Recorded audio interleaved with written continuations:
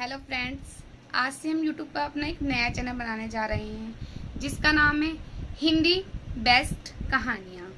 तो अगर आपको हमारी कहानियाँ पसंद आए तो प्लीज़ हमारे चैनल को सब्सक्राइब कीजिएगा, लाइक कीजिएगा और शेयर ज़रूर कीजिएगा। अगर आपको कोई और कहानी भी सुननी हो तो मुझे कमेंट में ज़रूर लिखिएगा, और आपको मेरी कहानी कैसी लगी इसके लिए भी कमेंट ज़रूर कीजिएगा ताकि मुझे पता चल सके कि आपको मेरी बताई गई कहानियाँ कैसी लगी। तो हम कहानी शुरू करते हैं। कहानी का नाम है बेटा, ये घर मेरा और तुम्हारी माँ का है। उफ पापा जी, ये आपने क्या करा? अभी राधा ने पोछा लगाया था और आप चप्पल पहन के पूरे घर में निशान बना दिए। आपको इतना भी नहीं पता, आप बच्चे तो हैं नहीं जो आपको हर टाइम समझाया जाए। बहू रिया के मुंह से सब बात सुनकर सोमेश जी हतपस से रह जाते हैं और अंदर चले जाते हैं, जहाँ उनकी वाइफ उन्हें देखती है। और देखते ही उनकी वाइफ बिमला जी उनसे कहती हैं, कोई बात नहीं, बहू ही है, बस जबान की थोड़ी सी तेज है लेकिन दिल की बहुत अच्छी है। सोमेश जी उनकी आंखों में आंखें डालकर कहते हैं, क्या सच में? इसके बाद बिमला जी जानती हैं कि पति को गुस्सा आ रहा है। वो चाय बनाने के लिए चली जाती हैं क्योंकि चाय पिएंगे और गुस्सा शांत हो जाएगा। लेकिन सोमेश जी तो कुछ सोचते ही सोचते खो गए। वो सोच रहे हैं कि कैसे पुलिस की नौकरी में जब वो एक आवाज में उनके सारे मुजरिम कांप उठते थे और आज उन्हीं के घर में उन्हीं की बहू उनको इस तरह से कह रही है और वो कुछ भी नहीं कर पा रहे हैं। ये सोचते सोचते उनकी आंखों के कोरे भीग जाते हैं। इतने में ही पत्नी विमला जी आ जाती हैं चाय की ट्रे लेकर, और दोनों चाय पीने लगते हैं और वो अपनी बातों में होने लगा लेती हैं और फिर वो उस बात को थोड़ा सा भूल जाते हैं उस टाइम के लिए। इसके बाद ऐसे ही उनके दिन बीत रहे होते हैं। एक दिन सोमेश जी सोच रहे होते हैं कि ये घर हमने कितने जतन से बनवाया था, इसमें एक एक दिन का हमने कितने अरमान से रखा था, इस घरेंदे को हमने कितने प्यार से सजाया था ताकि जब हमारे आराम के दिन आए, बुढ़ापा आए, तो हम पति पत्नी आराम से हर सुख सुविधा के साथ अपनी जिंदगी बिताएं। लेकिन ये क्या, आज उनकी जिंदगी उन्हीं के कमरे से सिमट कर रह गई, क्योंकि कमरे से बाहर निकलो तो बहू का कुछ न कुछ सुनना ही पड़ता है।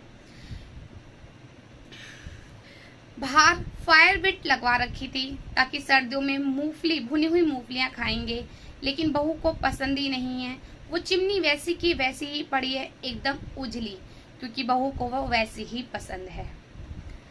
माँ विमला जी सब कुछ जानते हुए भी बेटे और पति में बस समाजे बिठवाती हैं, क्योंकि उन्हें दोनों से ही मोह है और दोनों से ही प्यार है, इसलिए दोनों में तालमेल बिठाना चाहती हैं, हर बात को दबा देती हैं। इसी तरह उनकी जिंदगी कट रही होती है। एक दिन विमला जी और उनके पति सोमेश जी बाहर गार्डन में बैठे होते हैं कि नौकर चाय की 3 कप लेकर बाहर आता है। सोमेश जी और विमला जी थोड़े से अचंभे रह जाते हैं कि आज 3 कप चाय, क्योंकि बहुत वर्ष बीत गए जब 3 कप चाय उनका बेटा उनके साथ बैठकर पिया करता था, ताकि एक उनके बेटे की, 2 उन लोगों की। लेकिन अब तो उनके साथ बैठता ही नहीं, बहू को उन लोगों से कोई मतलब ही नहीं है और पोते पोतियां भी बिल्कुल अपनी माँ के जैसे ही हैं। लेकिन विमला जी और सोमेश जी देखते हैं कुछ देर बाद उनका बेटा वहाँ गार्डन में आ जाता है और उनके साथ चाय पीने लग जाता है।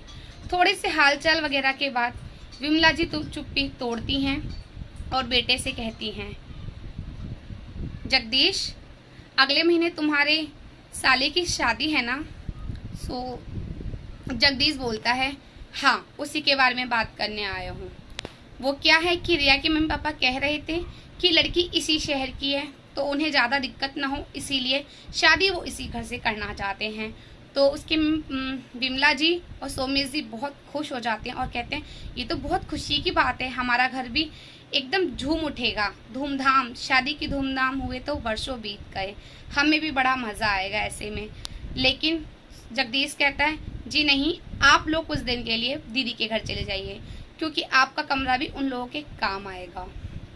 इस पर सोमेश जी बहुत गुस्सा आता है उन्हें, लेकिन उनकी पत्नी विमला जी उनका हाथ दबा देती हैं और कहते हैं बेटा हम भी थोड़ा सा एंजॉय कर लेंगे, अगर वो लोग यहाँ आएंगे तो अच्छी ही बात है, उन्हें तो बड़ा घर चाहिए ना, तो फिर हमारा एक कमरे में रहने से क्या हो जाएगा। लेकिन उनका बेटा बोलता नहीं, मैं कुछ नहीं सुनना चाहता, मुझे ये घर खाली चाहिए, इसलिए आप लोग दीदी के घर चले जाइए रहने के लिए, ताकि आपका कमरा भी उन लोगों के काम आ सके, बस इसके बाद मुझे कोई बहस नहीं चाहिए। ऐसा कहकर उनका बेटा चला जाता है और सोमेश जी विमला जी उसे बस देखते ही रह जाते हैं। विमला जी रोने लग जाती हैं और रोते हुए अपने कमरे में चली जाती हैं। आज वो बहुत रोई हैं, बहुत रोती तो खैर हमेशा ही थी, लेकिन इतना कभी नहीं। आज सोमेश जी को बहुत बुरा लगा, क्योंकि उनकी पत्नी ने क्योंकि उनके बेटे ने उनकी पत्नी का दिल जो आज दुखा दिया था।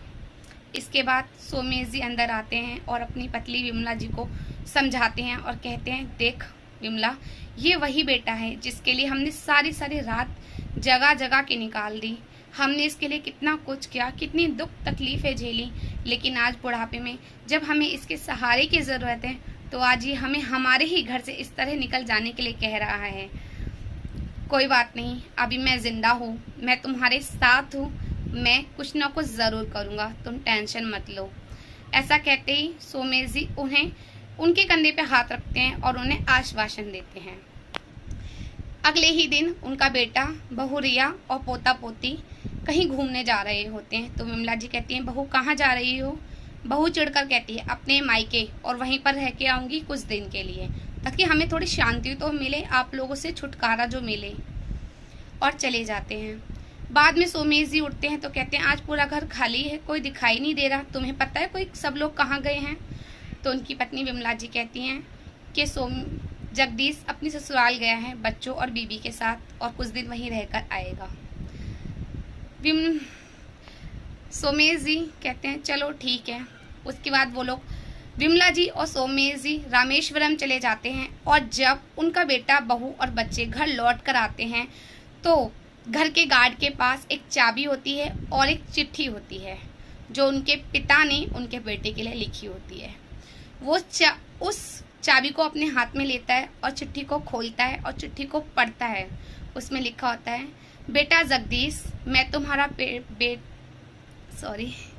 बेटा जगदीश, मैं तुम्हारा पिता सोमेश बोल रहा हूँ। ये घर मेरा है और तुम्हारी माँ का है, और हमेशा हम दोनों का ही रहेगा। ये घर तुम्हारा अब नहीं है, क्योंकि तुमने हमें ही हमारे घर से निकालना चाहा, और ये मैं अपने जीते जी कभी नहीं होने दूंगा। ये जो चाबी तुम्हारे हाथ में इस घर की नहीं है, ये चाबी है एक नए फ्लैट की, जो मैंने बहुत साल पहले तुम्हारे लिए खरीदा था, और आज से तुम उसी में रहोगे। तुम्हारा सामान मैंने वहाँ रखवा दिया है, और ये घर हमारे मरने के बाद वृद्धाश्रम वालों को मैं दान में दे दूंगा। क्योंकि अब तुम्हारा एक नया फ्लैट है, और इस फैसले से तुम्हारी बहन बहुत खुश है। उम्मीद है तुम भी खुश होगे, क्योंकि हमने तो ये घर इसीलिए बनवाया था ताकि इसमें मैं, मेरी पत्नी, तुम्हारी पत्नी, तुम्हारे बच्चे हंसी खुशी रहें। लेकिन शायद भगवान को कुछ और ही मंजूर था। न तुम्हें हमारा साथ पसंद है और न हमारे साथ रहना, हम तुम्हें बोझ लगते हैं, इसीलिए आज से तुम और हम अलग रहेंगे। और ये जो मैंने तुम्हें फ्लैट दिया है वो एक पिता की हैसियत से दिया है, क्योंकि मैं तुम्हारा पिता हूँ, मेरा भी तुम्हारे प्रति कुछ फर्ज है। इसीलिए उम्मीद है तुम हमारे इस फैसले से बहुत खुश होगे। और ये कहकर चिट्ठी हो जाती है समाप्त। उनका बेटा जगदीश रो जाता है, आंखों में आंसू हैं आज।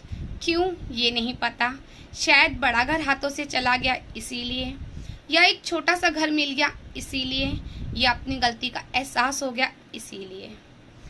इस कहानी से सीख बहुत से लोगों को मिली होगी, मुझे बताने की ज़रूरत नहीं है, लेकिन फिर भी बताना चाहूँगी।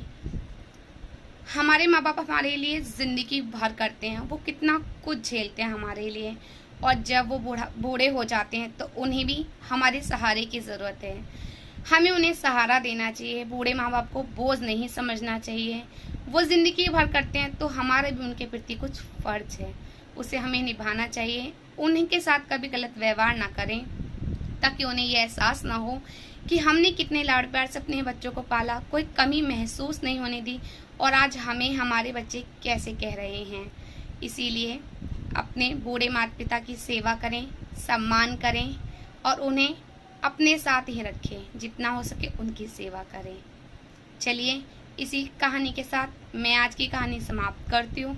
अगर आपको मेरी कहानी अच्छी लगी हो तो प्लीज़ लाइक ज़रूर कीजिएगा, सब्सक्राइब कीजिएगा।